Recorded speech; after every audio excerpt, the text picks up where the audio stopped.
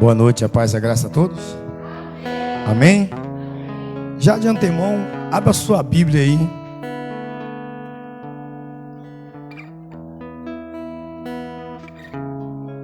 Em Efésios, capítulo 4.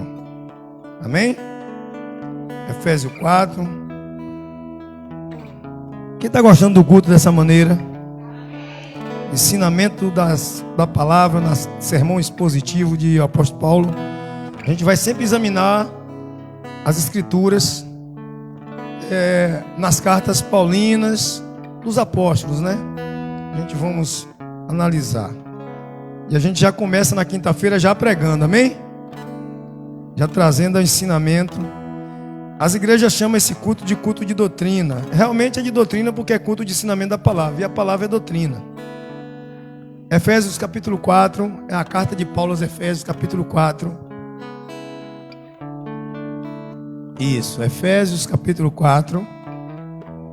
A igreja é o corpo de Cristo, né? Amém? Encontraram? A gente encontrar, a gente vai orar. Primeiro, pedir direção a Deus.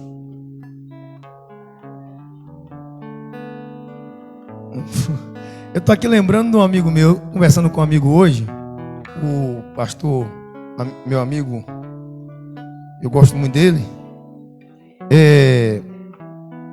E hoje eu conversando com ele, eu falei com ele que essa igreja não tem culto ofertório.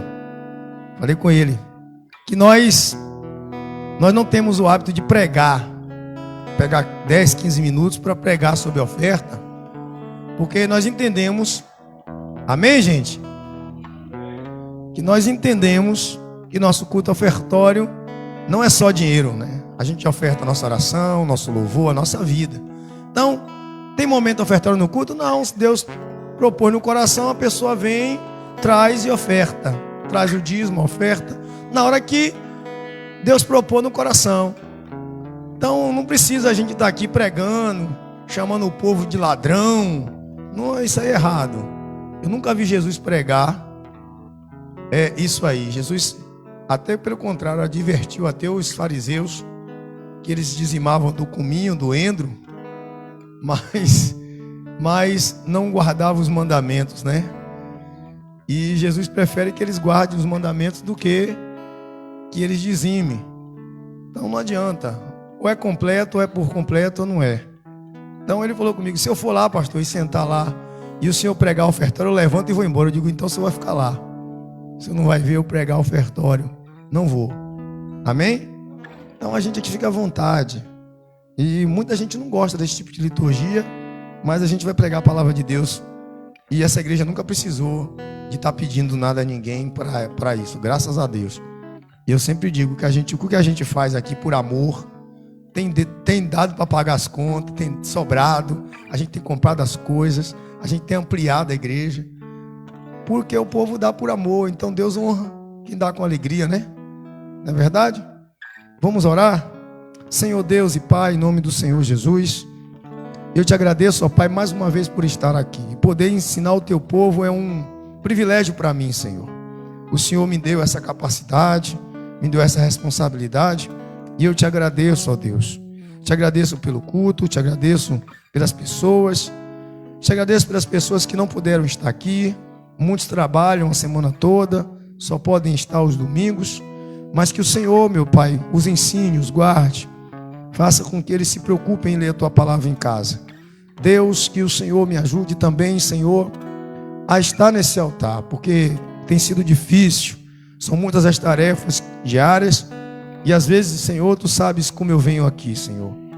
O corpo às vezes dá um bagaço, está cansado, mas eu preciso, ó Deus, de ti. Se o Senhor me ajudar, eu consigo, Senhor. Eu termino a tarefa. Por isso, Deus, que o Senhor tome o lugar nesse altar, e que o Senhor use somente a minha pessoa como instrumento, que eu diminua a cada dia e o Senhor apareça, e que teu povo tenha o coração aberto para a tua palavra.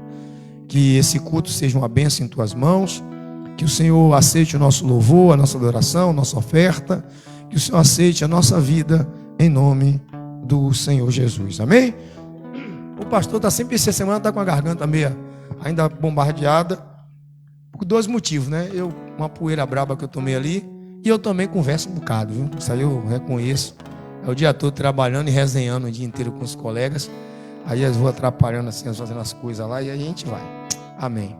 Amém, gente? Efésios capítulo 4, versículo 1 diz assim: por isso, eu que estou preso, porque sirvo ao Senhor Jesus, peço a vocês que vivam de uma maneira que esteja de acordo com o que Deus quis quando chamou vocês. Sejam sempre humildes, bem-educados e pacientes, suportando uns aos outros com amor. Faça tudo para conservar por meio da paz que une vocês à união que o Espírito dá. Há um só corpo, um só Espírito, uma só esperança, para a qual Deus chamou vocês.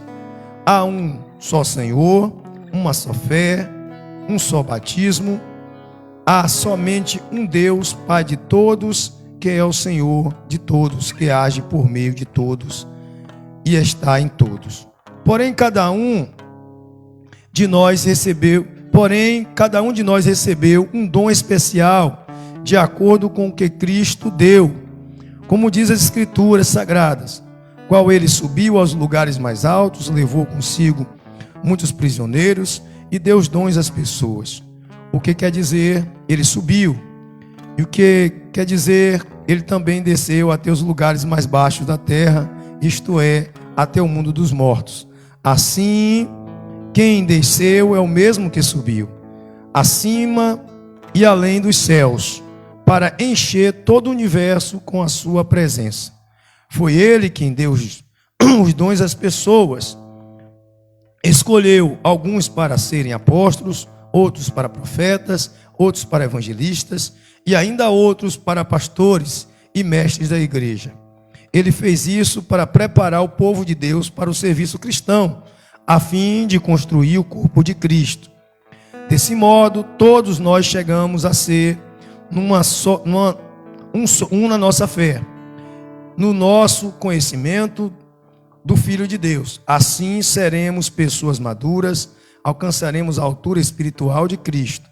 Então, não seremos mais como crianças arrastadas pelas ondas e empurrados por qualquer vento de ensinamentos de pessoas falsas. Essas pessoas inventam mentiras e por meio delas levam os outros para o caminho errado. Pelo contrário, falando a verdade com espírito de amor, crescemos em tudo até alcançarmos a altura espiritual. A espiritual que é Cristo, que é o cabeça.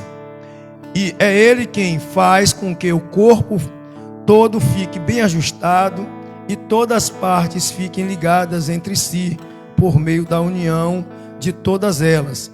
E assim, cada parte funciona bem e o corpo todo cresce e se desenvolve por meio do amor. Amém? Vai tendo paciência aí que a garganta está ruimzinha.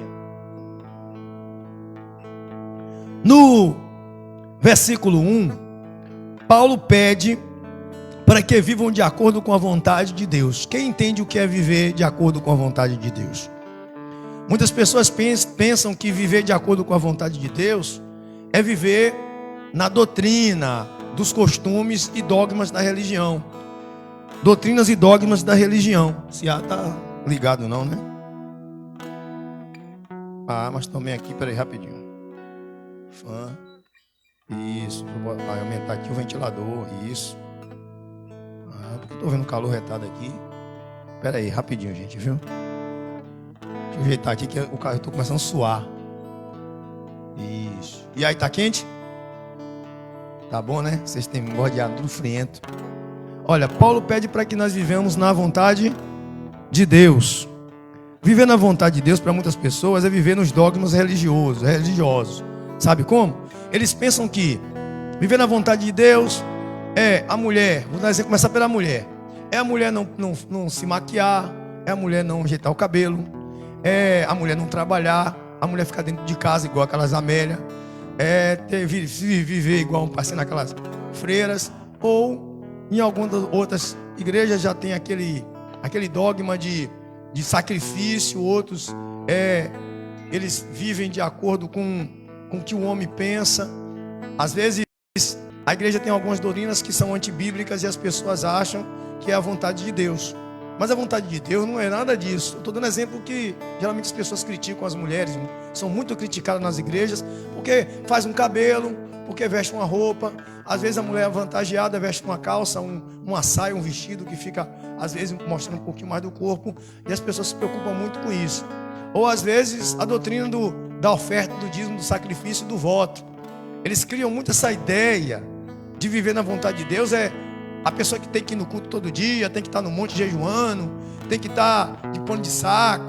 São doutrinas que eu não sou contra, cada igreja tem a sua, mas não tem nada a ver com a vontade de Deus. A vontade de Deus é viver segundo a sua palavra, o que diz a palavra. É viver de acordo com o que está escrito. Se a gente pegar os 10 mandamentos, e Jesus citou isso no jovem rico, a gente vai entender que Jesus disse assim: olha, se queres ser salvo, guarda os mandamentos. Foi o que Jesus disse para ele: guarda os mandamentos. E ele disse: eu já faço isso desde minha mocidade. Ou seja, não matava, não roubava, não adulterava, não dizia falso testemunho, honrava pai e mãe. Isso aí era a lei no tempo da lei. Aí Jesus pediu no Sermão do Monte que as pessoas elas não se preocupassem com o que comer, com o que vestir, orassem sempre, perdoassem sempre. Então isso aí é viver na vontade de Deus, porque foi o que Jesus ensinou. Isso aí é a vontade de Deus. Mas o que o homem ensina, de acordo com os seus pensamentos, é dogmas. Então, tem que separar o que é a vontade de Deus e o que é dogma. O que eu achar na igreja não é regra, não é doutrina. Mas o que está escrito é doutrina. É vontade de Deus. Por exemplo, eu não gosto de certas coisas, e se eu impor para a igreja, eu estou pregando minha doutrina. Mas se eu prego o que está escrito, então é a doutrina de Deus, é a palavra de Deus, é a vontade de Deus. E qual é a vontade de Deus? Que nós amemos uns aos outros, que nós perdoamos as pessoas, que nós a gente tem um relacionamento com Ele. Isso aí é viver na vontade de Deus. Então Paulo está preocupado com que a igreja ela viva na vontade de Deus. Ele começa a dar exemplos agora. No versículo 2 ele diz assim, ó, ele pede para que as pessoas tenham 3 coisas. O que é aí? Primeiro é humildade, ser humilde, não é isso? Humildade. Jesus disse: bem-aventurados são os humildes. Paulo está pregando alguma coisa dele ou que Jesus ensinou? Jesus ensinou a ser humilde. Ele disse assim: vinde a mim todos que estão cansados, sobrecarregados e oprimidos, não é isso? Que eu vos aliviarei. Ele disse assim: sobrecarregado das ordenanças, do jugo dos fariseus, da lei pesada. Depois ele diz assim: aprendei comigo que eu sou manso e humilde, e o meu fardo é leve. Então Jesus disse: eu sou humilde. Então Jesus ensinou a gente a ter humildade como ele. A outra coisa, ele fala educado. Jesus era mal educado? Jesus era uma pessoa assim, insuportável para as outras pessoas? Jesus era uma pessoa bem educada. Jesus fazia de tudo para viver em paz. Ele tinha bons modos, melhor dizendo. Aí eu vou dizer, as pessoas falam de educação. Já viu aquela, às vezes o menino come sem lavar, é mais educado. Vê o menino pidão, é mais educado. Não é isso que a Bíblia está falando da educação. A Bíblia está falando da maneira de tratar o seu semelhante. Um bom dia, uma boa tarde, saber respeitar a fé dos outros, entendeu? Aí eu vejo hoje muito crente ver uma pessoa que ela é da religião afro, macumbeira, isso dá processo, isso é falta de educação. O meu direito acaba quando eu entro no direito. Você nunca viu Jesus falar alguma coisa disso? Jesus não falou, não apontou a ninguém, Jesus ensinou. Você ensinar as pessoas não é apontar. Então as pessoas se tornam mal educadas por causa disso. Então, a falta de educação, querer que sua igreja seja melhor do que a dos outros. Todas as igrejas são de quê? De Deus, cada uma com suas doutrinas diferentes. Mas a gente tem que respeitar. Eu comento aqui na igreja sobre algumas igrejas. Por quê? Porque algumas igrejas realmente extrapolam, para que vocês não peguem elas como exemplo.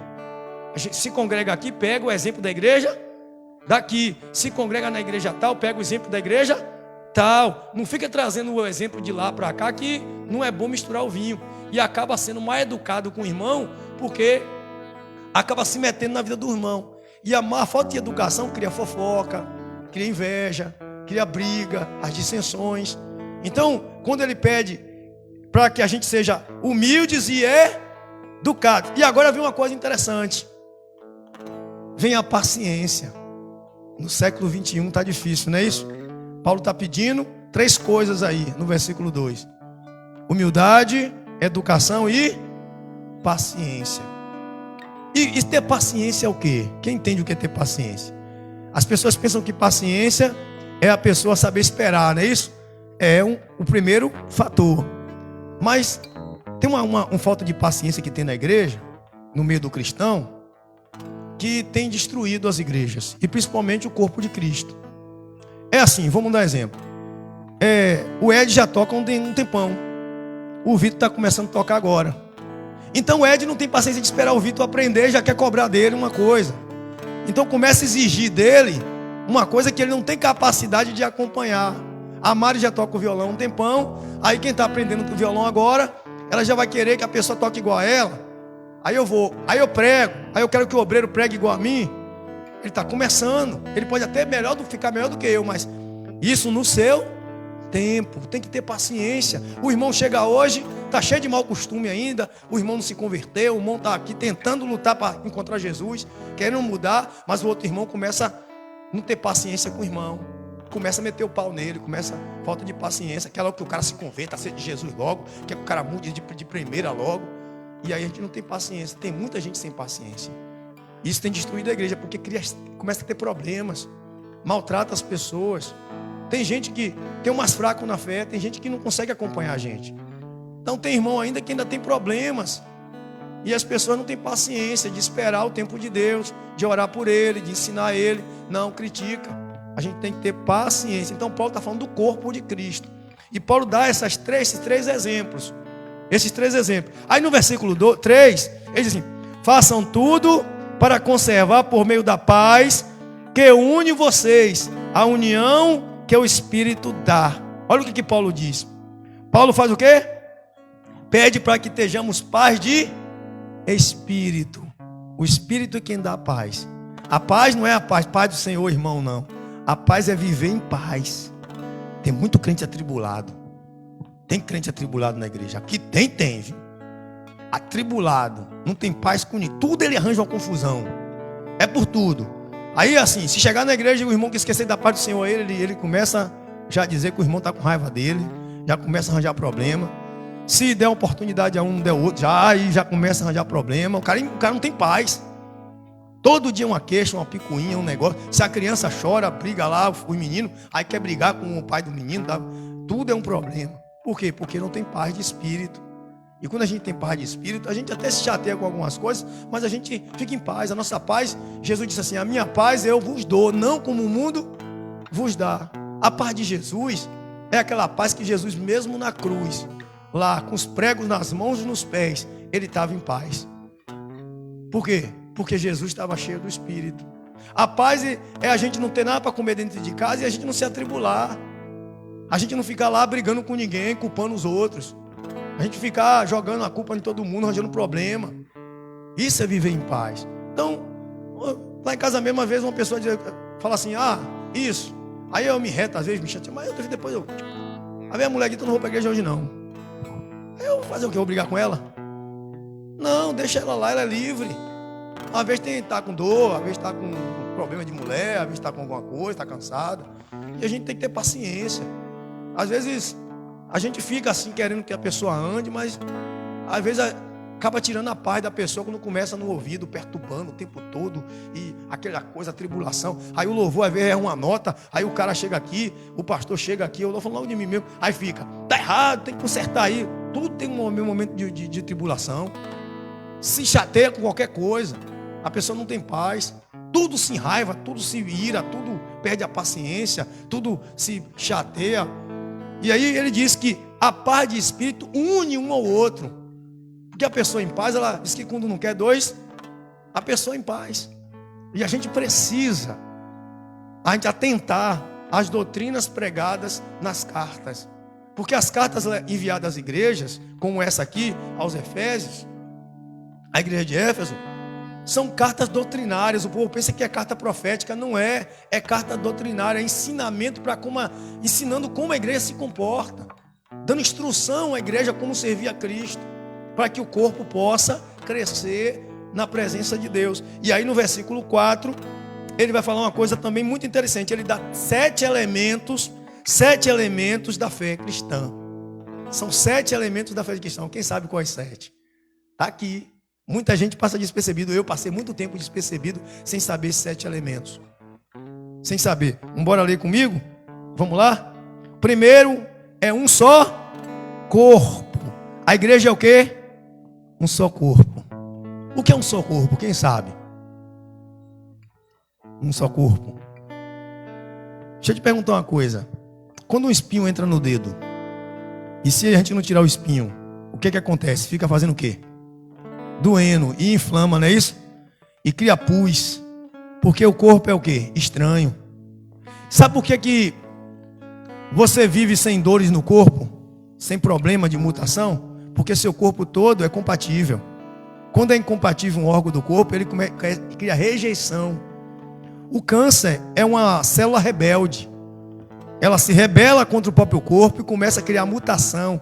E aí ele vai matando o corpo, porque é um corpo estranho.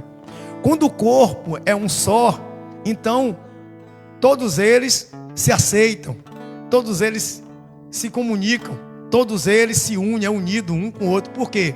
Porque no corpo, um só sangue corre nas veias, em todos os órgãos. É um só sangue. Você tem 2 tipos de sangue no corpo? Não. A mesma coisa é o corpo de Cristo. Só tem um sangue que corre no corpo da igreja. É o sangue de Jesus. Porque todos foram lavados e remidos. Então todos vieram pela salvação de Cristo e todos são sujeitos a Cristo. Se Cristo é o cabeça, todo o corpo obedece o cabeça. E ninguém olha para o outro. Já pensou se o dedo olhar para o outro? Ah, tu é feio. Tu não presta. Já pensou? Se uma perna não ter sincronismo com a outra, um cara vai arrastar a perna aqui, a outra aqui primeiro, e é uma briga arretada, e aí o cara acaba não andando. Já pensou? Na hora de o olho piscar, aí um pisca e o outro fica assim, ó, fecha o olho. Peraí, rapaz, fica aberto, aí o cara fecha o outro. É uma briga, o corpo ele é unido, é um só corpo. Então, quando está falando, eu estou dando um exemplo do corpo humano, para a gente entender o corpo de Deus. Na igreja, quando há pessoas diferentes no meio do corpo, aí então há problemas, porque é um só corpo. E quando eu digo isso, eu estou falando do corpo de cada igreja, porque cada igreja tem doutrinas diferentes, mas tem uma coisa que une todas elas. Quem é? Cristo. Por quê? Vamos lá? Vamos lá? Segundo é o quê? Um só o quê? Não. Segundo é o quê? Um só Espírito. Esse Espírito é com letra maiúscula ou minúscula? Maiúscula, porque é o Espírito de Deus. Se fosse minúscula, era o seu Espírito. Mas é o Espírito Santo de Deus que faz a união. Agora eu vou explicar a você por que a importância de ter o Espírito Santo. Porque se você não tem o Espírito Santo, você não vai ter as 3 coisas que nós lemos no 2. Porque essas 3 coisas aqui, ó, humildade, educação e paciência, é dada pelo Espírito. Não foi isso que a gente leu? É dada pelo Espírito. É frutos do Espírito. Então, quem faz esse trabalho dentro da igreja é um só Espírito. Porque se ele é um só e opera em todos, então a mesma vontade de uma pessoa é a vontade da outra. Qual é a vontade de todo mundo na igreja? Ser salvo, conhecer mais a Deus, ser guiado pelo Espírito. Então a gente precisa do Espírito Santo. E eu fico triste. Por quê? Eu fico triste porque muitas pessoas não têm interesse de buscar o Espírito Santo. Por que hoje o crente não se preocupa em buscar o Espírito Santo? Você sabe por quê? Porque para ter o Espírito Santo você precisa sacrificar a sua própria vontade. Você precisa negar a si mesmo. Você precisa negar o tempo da novela, o tempo do celular. Você precisa negar o tempo das amizades para se dedicar à leitura, à oração e ao jejum. Para você ter o Espírito Santo, você precisa buscar. Você precisa estar ali, ó, buscando essa sintonia com Deus. Então, muitas pessoas ela não tem o prazer de buscar o Espírito Santo. Por quê? Porque ela não quer abdicar do seu tempo, não quer abdicar da sua vontade, não quer abdicar das coisas que a carne faz. Aí às vezes não quer perdoar as pessoas, às vezes não quer ter um relacionamento bom com todo mundo. Ela quer ter a vontade dela. Então Deus não vai agir. O Espírito Santo ela dá essa união na igreja, traz essa comunhão com todos. É Ele quem faz isso.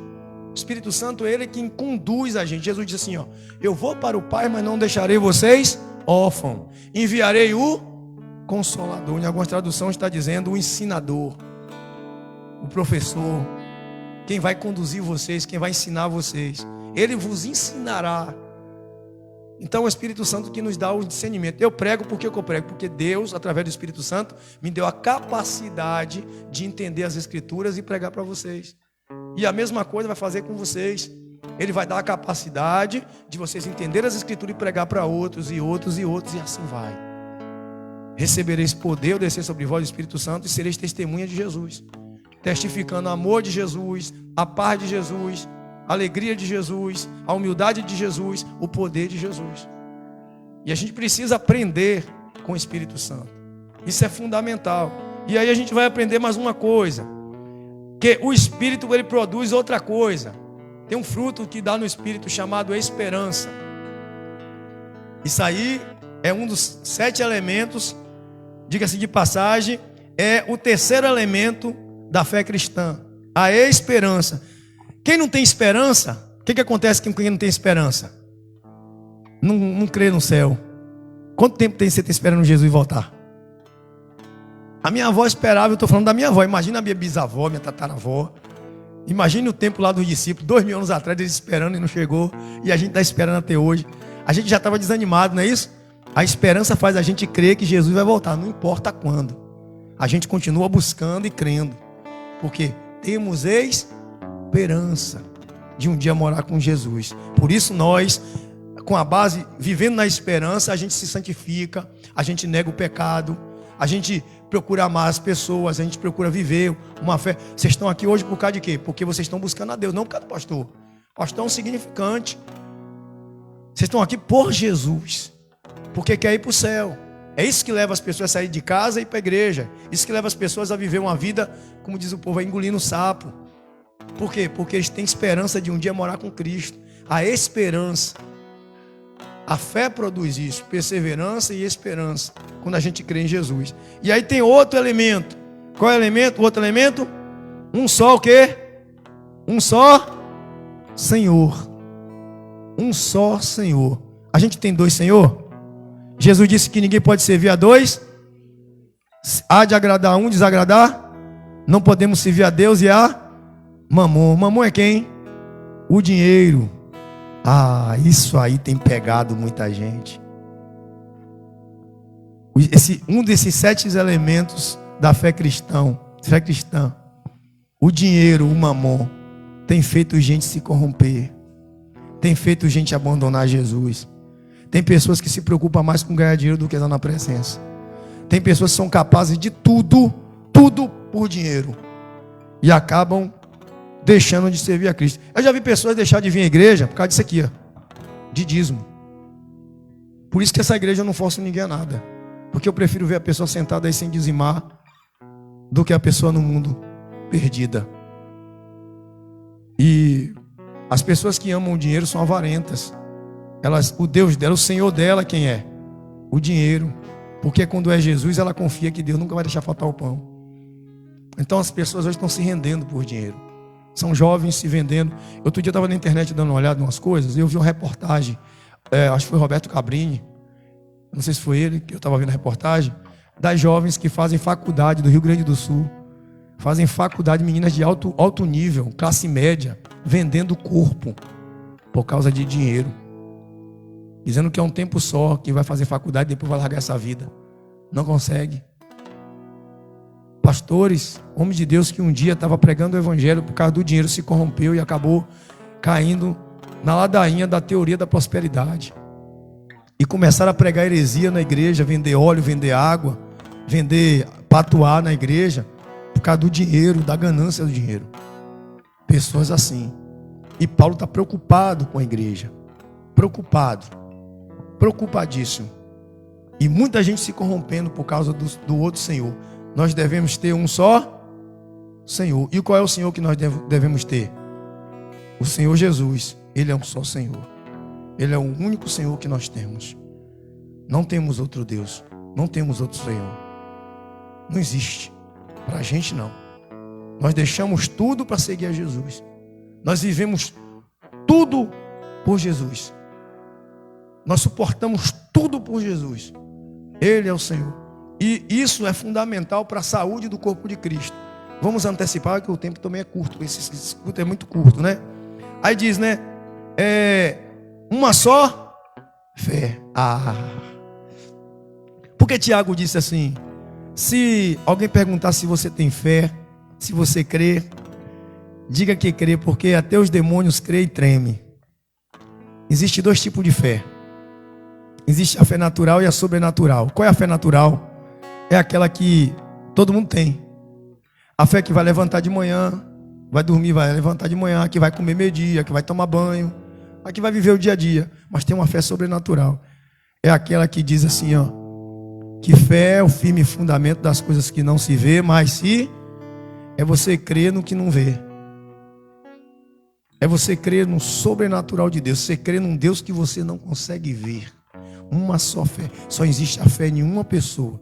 Fé verdadeira só existe se você tiver fé em Cristo. A Bíblia diz que a fé vem de ouvir, e ouvir a mensagem a respeito de Cristo.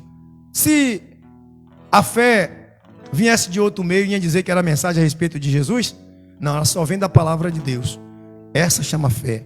Então, qualquer outro tipo de crença que não venha da palavra de Deus, não é fé. Não é fé. Fé só existe uma. Fé no Senhor Jesus. Quando Paulo disse para aquele carceleiro: creia no Senhor Jesus, será salvo tu. Toda vez Jesus disse assim: ó, a tua fé. Fé em quem? Fé nele. A pessoa creu. Aquela mulher disse: se eu apenas tocar na orla do vestido, eu serei curada. Do vestido de quem? Era de qualquer um? Só na dele. Não era de outro. Bartimeu gritou: filho de Davi, tem compaixão de mim. Ele gritou para outra pessoa? Gritou por Jesus. Todos que gritaram por Jesus, a fé foi depositada nele e não em outro. Aquele paralítico que foi botado pelo telhado, foi botado para poder chegar até quem? Foi a outro? Só a ele. Só ele. A fé, só existe uma fé. Fé no Senhor Jesus. Só. A gente não pode botar fé em outra coisa. A gente não pode confiar em outra coisa, a não ser na fé no Senhor Jesus. Outra pessoa, não confia em outra pessoa. Não confie. Quando eu falo confiança, gente, não é você deixar de vender alguém, deixar de ter um relacionamento. Estou falando confiança em nível de fé. Amém? Para não confundir. Pastor, isso não é para confiar em ninguém, não. Estou falando em nível de fé. Alguém dizer: crê em mim que tu vai ser salvo. Mentira. Só tem um mediador entre Deus e os homens. Jesus disse: eu sou o caminho, a verdade. Ninguém chega ao Pai senão é Ele. Só Ele. Amém? Aí vai lá. Um só batismo. Essa é boa. Um só batismo. Existem dois batismos? O que é batismo? Batismo é quando a pessoa entra nas águas e sai? Ou batismo é arrependimento? Batismo é arrependimento. Se a pessoa entrou na água e não se arrependeu, ela não se batizou. Ela entrou uma pecadora seca, saiu uma pecadora molhada. Não foi batismo. Só tomou banho. Entrou lá, tomou banho. Entrou no rio, deu um mergulho, tomou banho. Com a ajuda do pastor. Só isso. Por isso que quando eu vou batizar, eu faço igual eu fiz com o Janine. Eu afogo. Pode beber água. Matei de vez. Nunca mais. Pronto. Essa nunca mais aí. Matei a carne, a ver a criatura tá morta. Afoguei. Não tem negócio de tomar banho. Não. Se afogou mesmo. Matou. Então, tô brincando, gente. Mas ela bebeu uma aguinha mesmo. Bebeu uma aguinha. Eu ia afogar Vitor. Aí depois eu tive pena dele, que a mãe dele tava olhando. Aí eu peguei, não afoguei ele não. Mas um só batismo. Muita gente tem essa ideia. Eu já vi pessoas que dizem assim: a pessoa não pode ser batizada duas vezes. Mas peraí, foi batismo? Vamos supor, vou fazer abrir um parênteses aqui para falar de um comentário que está acontecendo esses dias, né? Tami.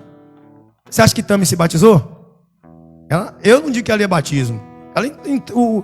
Ela, que é mulher, entrou na água e saiu molhado, só molhado ali, se molhou e saiu. Mas não teve arrependimento, continuou do mesmo jeito. Continuou sendo do mesmo jeito. Mudaram a glória de Deus do mesmo jeito. Um dia eu vou falar aqui em Romanos 22 para vocês sobre esse assunto. Romanos, a gente vai ter essa oportunidade em outras aulas. Então o que acontece? Então, um só batismo. Batismo é arrependimento. Quem se arrepende se batizou. Quem se arrepende não desvia mais. Quem se arrepende não desvia mais. Mas quem não se arrependeu, teve somente uma emoção, acaba se afastando, acaba não seguindo os caminhos do Senhor. Então, tem gente que diz assim: ah, fulano foi lá e se batizou de novo. Não se batizou de novo. Ela nunca se batizou. Amém? Nunca se batizou. Eu mesmo, quando eu cheguei na igreja, eu tive um problema. Eu cheguei na igreja logo, eu me batizei, me entrei na água e eu comecei a buscar. Mas aí eu tive um deslize, eu nunca mudei, a minha natureza era a mesma. E um dia eu falei assim, sabe de uma, eu tô arrependido. E realmente me arrependi. Quando eu me afirmei, eu me arrependi de verdade, eu me batizei. E graças a Deus foi arrependimento e eu tive um novo nascimento. Foi aí que eu vim ter um encontro com Jesus. Mas aquele primeiro banho que eu tomei ali, não valeu. A minha esposa foi a mesma coisa. Hoje ela está mudada. Mas aquela vez tomou banho. E tem muita gente assim. Ah, tem pastor aí, como eu falei, lembra dos dogmas da religião? Na vontade de Deus? Mas já porque já o pastor batizou. Isso não existe. Se não houve arrependimento, é mentira. Eu preguei domingo, Simão Mágico, ele se arrependeu? Pedro mandou ele para o inferno com o dinheiro dele. Olha o que o cara faz depois do batismo. Vai oferecer dinheiro para poder comprar o Espírito Santo. Deus está à venda? Ou é que mentalidade? Então nunca nasceu, nunca conheceu a Deus, não houve arrependimento. João disse: cambada de cobra, de víboras, procure fazer obras que justificam o arrependimento de vocês. João disse. Eu estou lutando para Deus me dar discernimento, para quando a pessoa me procurar para batizar, eu poder ter discernimento se realmente a pessoa, ela realmente creu e ela realmente se arrependeu. Eu tenho lutado para eu não ser enganado. Como é comum os pastores às vezes serem enganados. A pessoa vem na emoção porque quer a festividade. Tanto que eu estou agora usando uma metodologia, deixando, a pessoa me pede batizar esse ano, eu batizo no outro ano, deixo passar a festa de ano novo, porque primeiro, às vezes a pessoa se batiza no final do ano, quando é na festa de ano novo, de virada de ano, aí vai beber champanhe, soca o champanhe para dentro, aí quando é janeiro volta com a cara mais lavada, aí fica difícil. Então isso aí a pessoa nunca se arrependeu. Então existe só um batismo, mas esse batismo que eu estou falando, o batismo verdadeiro, só existe um, só um batismo. Se arrependeu, já foi. Aí, mas se não se arrependeu, entrou na água e saiu molhado. Aí vem, e agora o principal, o último, né? Um só Deus que é Pai de todos. Pai de pecadores e santos. Deus é Pai de todas as pessoas. Todas as pessoas. A diferença é assim, ó. Vamos explicar melhor para vocês entenderem. Deus é Pai de todo mundo, mas nem todo mundo é filho de Deus. Amém? Deus é Pai de todos, mas nem todo mundo é filho de... Entendeu? Porque vamos lá. Deus registrou a todos. Vou falar igual na nossa linguagem. Deus chegou lá no cartório e botou lá: eu sou pai de todo mundo. Mas o filho não aceitou ele como pai. Não, você não é meu pai não. Que negócio de meu pai? Não quero não. Esse pai aí eu rejeitou. Então Deus é Pai de todos, mas nem todo mundo é filho do Pai, porque ela não se considera filha e filho. Então quando a pessoa ela se arrepende, ela muda, ela aceita ser filha de Deus, ela se torna filho de Deus. E só se torna filho de Deus através do quê?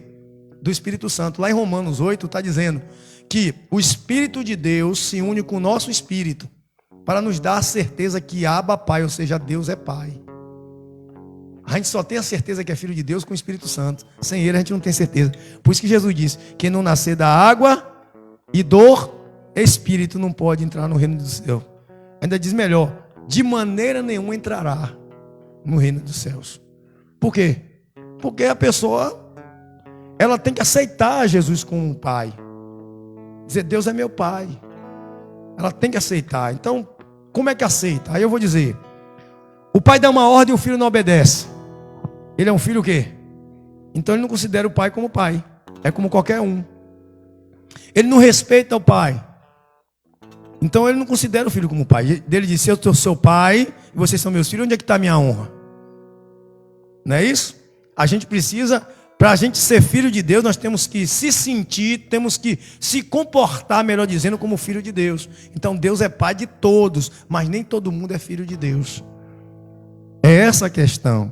Então, e aí ele vai entrar numa questão agora. Primeiro vem esses preparamentos. Amém? Vem esses preparamentos. E agora vem o que muita gente tem se atrapalhado na igreja. Elas chegam na igreja, não tem esses requisitos aqui. Ela não tem isso aqui, ó, humildade, educação, paciência. Ela não tem os sete elementos da fé cristã. Ela não tem, e ela quer entrar na obra. Aí agora vem um problema. Aí ele vai dizer assim, ó, Efésios, agora versículo 11. Bora aqui? Foi ele que deu os dons às pessoas. Quem deu? Deus. Ele escolheu alguns para serem o quê? Apóstolo. Para um pouquinho aí. Você acha que hoje tem apóstolo? Hoje tem apóstolo? Quem crê que levanta a mão que hoje tem apóstolo? Ainda bem que aqui não crê, graças a Deus. Apóstolo é quem andou com Cristo, quem viu Cristo. O último que viu Jesus desses aí foi Paulo, a caminho de Damasco. Deus desce do céu de novo para encontrar ele. Então deu alguns para alguns. Foi todos? Não, deu esses aí que está aí, alguns. Então não tem apóstolo não, esse negócio de apóstolo hoje, isso aí é vaidade humana pelo título. Eu digo sem medo, não considero, chamo de pastor, meus amigos que são apóstolos, diz ele que são apóstolos, eu chamo de pastor. Eu chamo de pastor, meu pastor, são pastores, com título se intitular apóstolo. Não sei quem foi que ungiu eles apóstolos, não consigo, gosto que está até assistindo, está ao vivo, gosto de gostar. Não venha para cá querer me ungir de apóstolo que eu não aceito, vai passar vergonha. Eu vou mandar voltar para trás. Eu não andei com Cristo. Então, coisa do homem, eu estou fora. Aí vem lá, ele diz, apóstolo, né? Outros para profetas. Vem cá, tem profeta hoje? Quem crê que tem profeta hoje? Não tem profeta, tem dom de profecia. Deus deu, ó, vamos ler primeiro aqui, de novo, volta aqui. Ó, foi ele quem deu os dons à pessoa, não foi isso? Deus cargo ou dons? Dons, pronto. Deu os dons de exercer a função que um dia lá atrás existiu. Deu o dom de exercer a função de apóstolo, porque cuida da igreja, entendeu? Apacenta como Pedro apacentou, como eu apacento, mas não sou apóstolo, por isso que eu não aceito. Deu o dom de ser usado na profecia, que é o que a gente prega a palavra. A gente aqui prega a palavra e anuncia o dia do Senhor, que está profetizando que Jesus vai voltar, não é isso? Somos profetas, porque exercemos, mas não somos profetas ungidos a profetas, como no passado. Porque profeta não anda de carro, profeta não mora em apartamento, não tem relógio de ouro no braço. Profeta vestia roupa de couro, era nazireu, vivia no deserto, passando fome, viu? E fazendo jejum de 40 dias. Isso aí era profeta. Hoje não tem. Então, esquece esse negócio. E aí ele vai dizer, ele escolheu alguns para ser aqui, para profetas e outro para evangelistas. Tem evangelista hoje? Hã? Tem, porque evangelista é todo aquele que prega o quê? O evangelho. Evangelista é alguém que tem um título de evangelista? Tem que ungir para poder pregar o evangelho? Tem que dar um cargo a ele? O ID é para quem? Todo mundo que prega o evangelho é evangelista. Evangelizou, chamou alguém, falou de Jesus para alguém, você é evangelista. Então não tem um cargo na igreja de evangelista. Não tem. Não existe esse negócio. Ah, eu sou evangelista. Eu tomo carteira lá direto no trabalho. Os caras me mostram a carteira lá direto no trabalho. Chega lá e me mostra a carteira aqui. Eu sou o diácono fulano, presbítero fulano. Mostra a mesma carteira. Não precisa não, irmão. Eu sei, amém. Não, mas aqui, ó, a conversão, convencionado. Parecendo até que é a carteira que dá autoridade a ele. Não. O ID não precisa disso aí. A autoridade vem do Espírito Santo. Você pregar Jesus. Você tem uma vida santa, pregar Jesus. E ele vai dizer assim, ó. E ainda outros para pastores e mestres da igreja. O que é pastor? Eu sou pastor ou eu estou como pastor? Eu estou como pastor. Pastor é Jesus. Só existe um pastor. Um só pastor é Jesus. Lembra um só Senhor? Um só pastor é Jesus. Jesus, eu sou o pastor, o bom pastor. Ó, os que vieram antes de mim são ladrões e salteadores. Eu não sou pastor, eu estou como pastor. Eu estou na função. Estou apacentando o rebanho de Cristo, não meu. Vocês não me pertencem, pertencem a Jesus. A igreja é dele. Só isso, eu sou um trabalhador, um obreiro da obra do Senhor, que estou fazendo a obra do Senhor. Então assim, não, me respeite, eu sou pastor, não. Aqui me chamam de tio, né? Eu não estou nem aí. Ó, nem gravata eu boto. Só dia de domingo. E não estou me querendo ser melhor que os outros. Estou dizendo que cada um faça de acordo com a sua doutrina.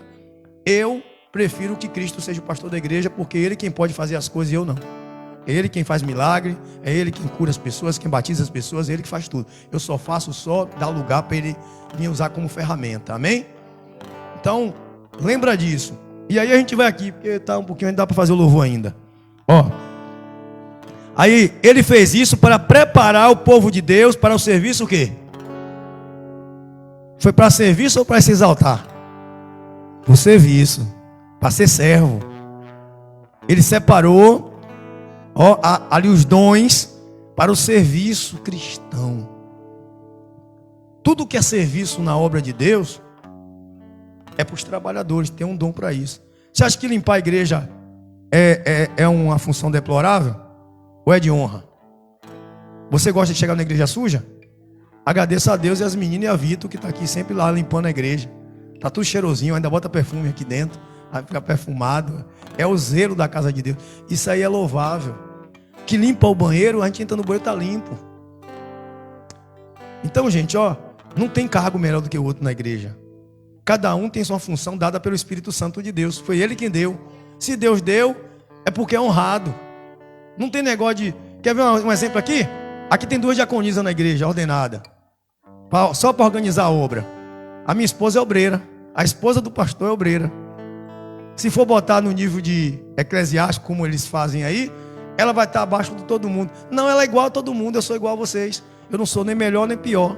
Ninguém aqui é melhor do que... Porque eu estou na cadeira e o pastor é melhor do que a pessoa. Então não é. Porque foi Deus que colocou cada um na posição. E não deu honra a homem, não. A honra é de Jesus. Toda a honra e toda a glória é dele.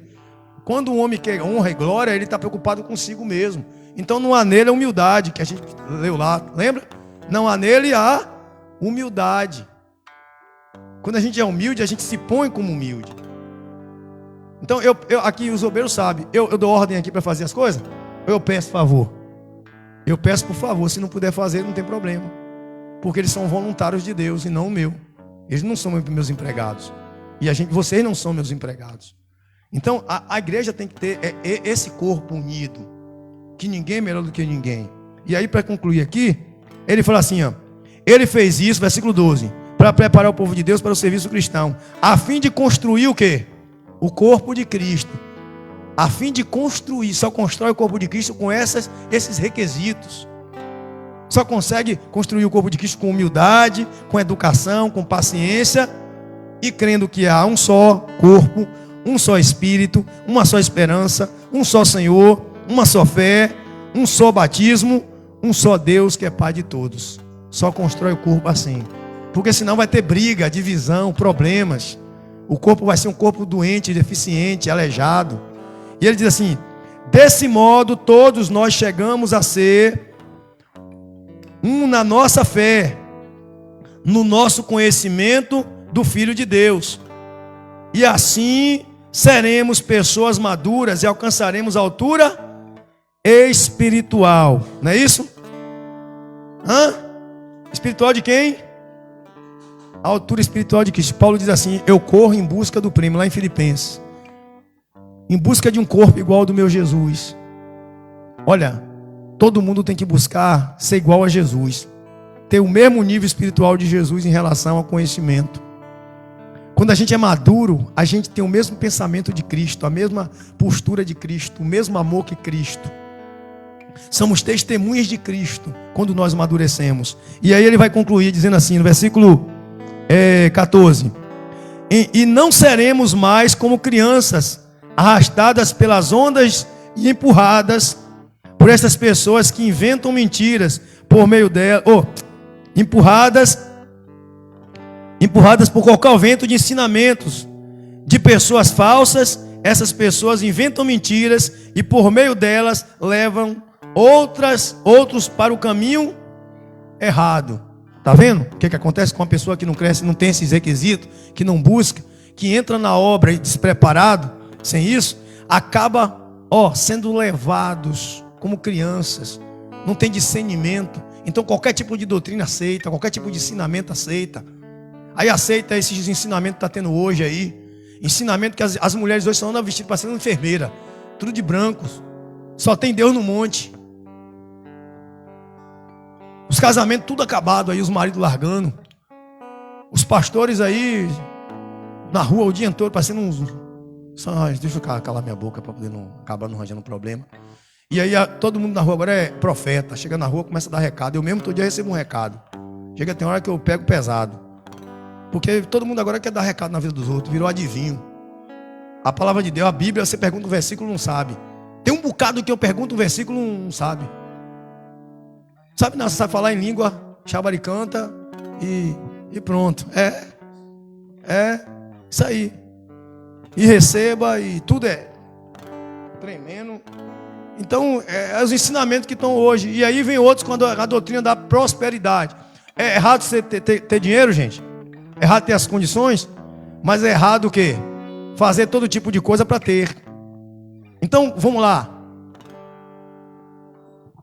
Se eu disser para você que se você pegar um envelope e botar aqui R$1.000, que você vai ganhar 10 mil, tá certo? Isso aí é loteria. Isso aí é pirâmide. Eu pegar para você botar um envelope com 1.000 que você vai ganhar 10 ou 100. Isso não existe. A Bíblia diz que cada um faça conforme Deus propôs no seu. Pronto, é voluntário, é Deus que tem que tocar na pessoa, não é eu que tenho que induzir. Então as pessoas vão lá. Tem gente que acha que é salvo porque é do dízimo. Eu sou dizimista fiel, ninguém toca em mim, o diabo está repreendido do demônio devorador. É demônio ou gafanhoto? Aí fica difícil, porque pessoas mal preparadas, pessoas que não têm conhecimento da palavra de Deus, acabam sendo levadas pela doutrina de homens e desviando pessoas do caminho da verdade, que é Cristo. Você vê, ninguém prega Novo Testamento hoje, faz isso aqui hoje, pregar cartas de doutrina da igreja do Novo Testamento. Nosso evangelho, nossa Bíblia é o Novo Testamento. O Velho Testamento são livros históricos, são livros poéticos e livros proféticos. Livros históricos não servem como doutrina.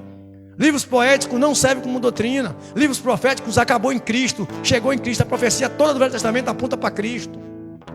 Cristo veio, morreu numa cruz e eles não creram. Aí tem gente indo para Israel, peregrinando lá e voltando com quipá, com a cuia na cabeça e dizendo que agora é sumo sacerdote. Sumo sacerdote da igreja é Cristo. Carta aos Hebreus. Carta aos Hebreus. Jesus é o sumo sacerdote. Acabou. E aí é isso que está se falando.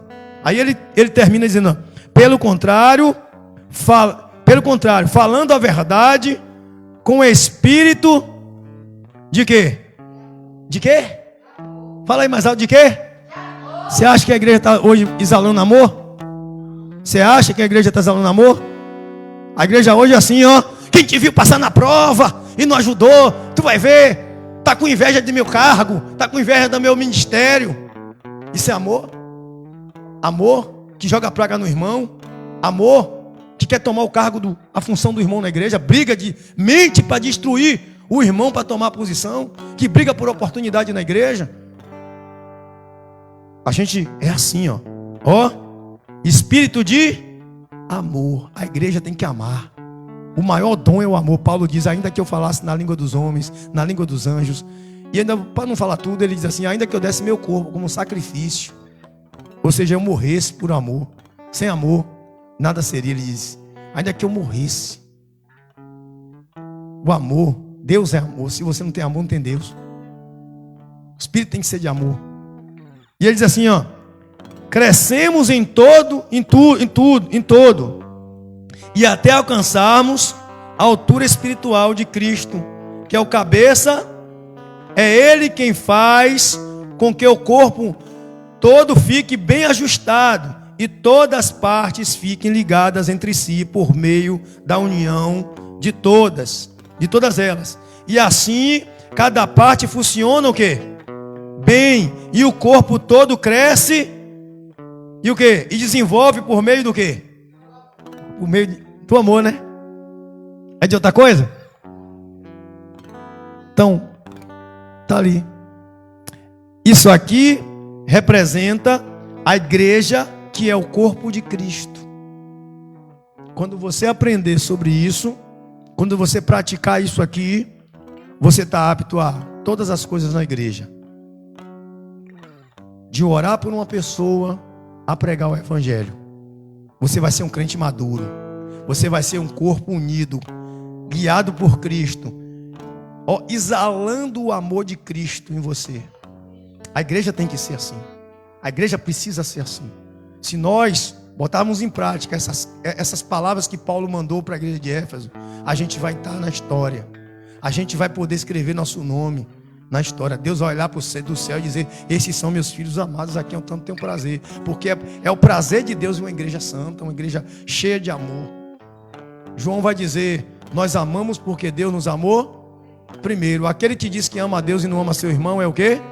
Mentiroso. E o mandamento de Cristo é: amai uns aos outros. Essa é a igreja. Amém? Cadê o grupo de louvor para a gente cantar? Temos 20 minutos para cantar. Dá para cantar 3 músicas? Glória a Deus. E você que está em casa, se estiver nos assistindo, esse culto de quinta-feira, se você quiser aprender um pouquinho, você pode vir. Se você morar longe, não for perto da Gabriela, aqui no Salão da Princesa, você pode assistir pela live, amém?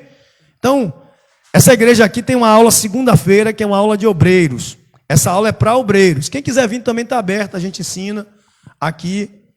E no domingo tem nosso culto de adoração. Domingo você está convidado a participar conosco no nosso culto de adoração, em nome de Jesus, amém? Vamos adorar e a gente vai para casa. Eu vou, na caminha acabar, tá pronto? Pode ficar à vontade aí, solta o som aí, bota o som na caixa, maestro. Glória a Deus. Vamos adorar, gente.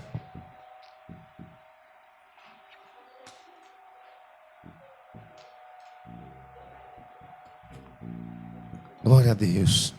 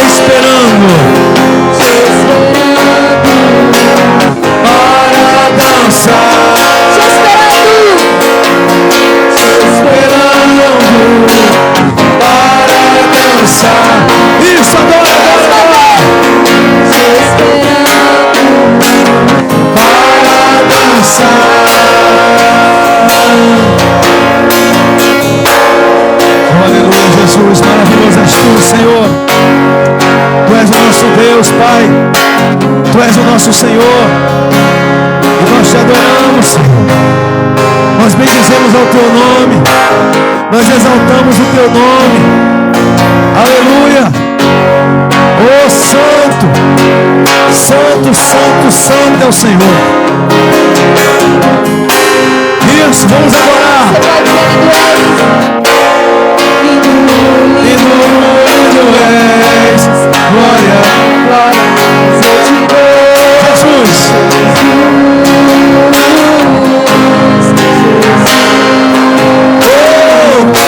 Oh, lindo és,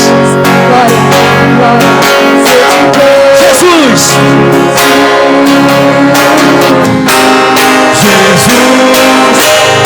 Me leva. Isso.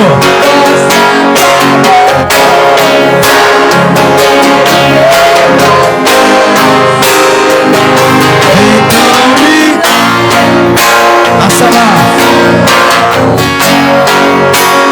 Mostra. Eu quero ver.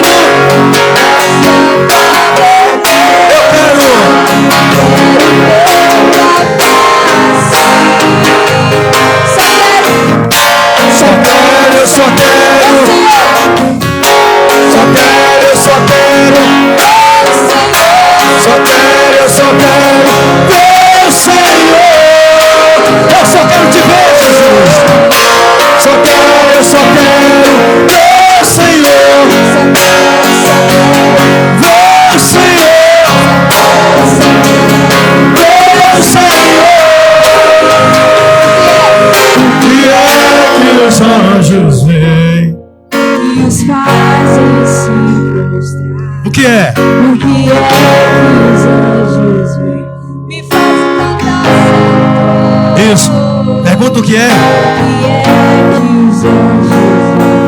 faz. O que é? Me fazem cantar santo. Vem, me fazem. O que é? Me fazem cantar santo.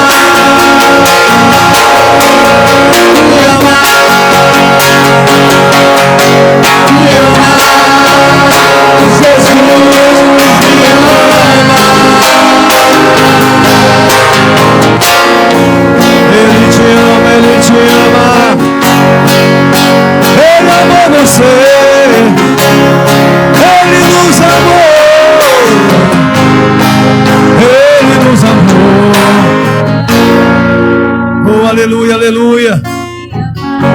Oh, santo, santo, santo, nós te amamos também, porque o Senhor nos amou primeiro. Nós te amamos porque o Senhor nos amou primeiro. Me amar. Oh, Jesus me ama. Ele me ama. Jesus me ama, te ama também. Ele nos ama. Ele nos ama sim. Jesus me ama.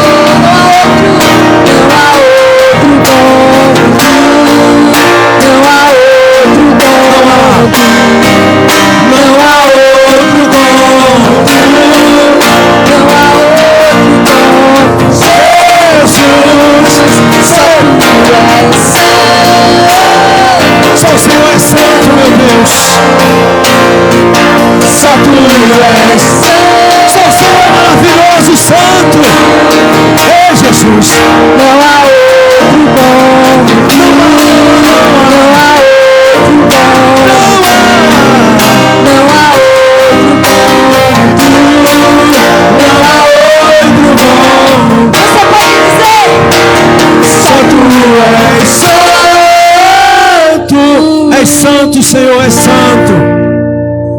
Santo é santo. A tua santidade é eterna, dura para sempre. Não há outro. Não há outro. Tu és o Senhor do santuário. Tu és o Senhor do santo dos santos. Tu és o Deus que santifica a nossa vida. Tu és santo, santo, santo. E eu vou cantar, nós vamos cantar no céu de glória, nós vamos cantar no céu de glória. Só tu és santo, só tu és santo, só tu és santo, só tu és santo.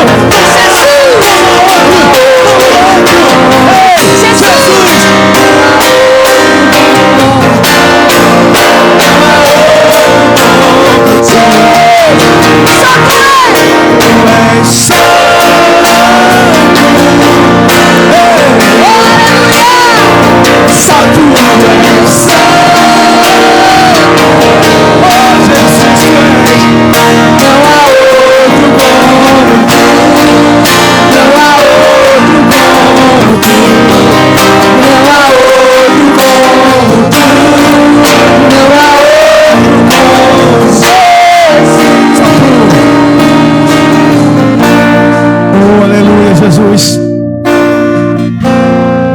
para todos os cantos, ó Deus. Nós batemos em todas as portas. Nós fomos em todos os lugares, meu Pai, em busca, Senhor, de algo que nos preenchesse, de algo que nos fizesse feliz, Senhor. E só encontramos a paz, a alegria, a santidade em Ti, Senhor. Porque não há outro, Jesus. Não há outro como Tu. Só Tu és santo, só Tu és poderoso, só Tu és grande, só Tu és eterno. Tua santidade, Senhor, é a santidade eterna. E só Tu és santo, e não há outro, e não há outro como, e não há outro como. Só Tu, só o Senhor é santo, só o Senhor. Só Tu és.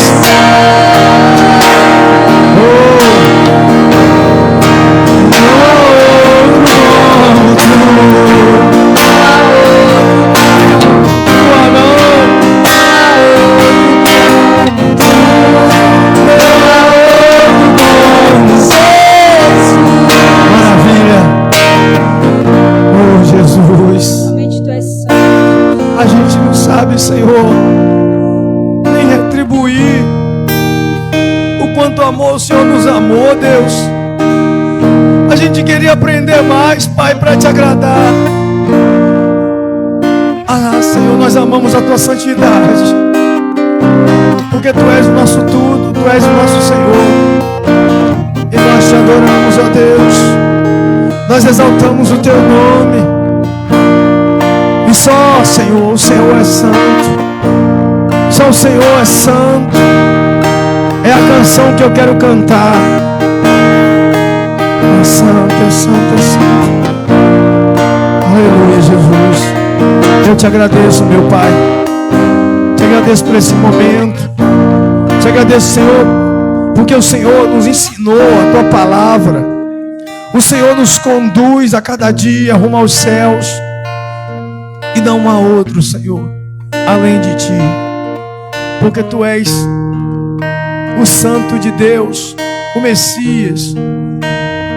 Tu és, Senhor, o nosso poderoso Deus. E nós, Senhor, Te engrandecemos e Te agradecemos, Senhor, para a honra e glória do Teu santo nome. Aleluia. Aleluia, Jesus. Estenda as suas mãos assim. Que o Senhor faça resplandecer o sol sobre o seu rosto. Que o Senhor tenha misericórdia de Ti e bondade de Ti. E que o Senhor vá diante de Ti. E que o Senhor levante Teu rosto e Te dê a paz.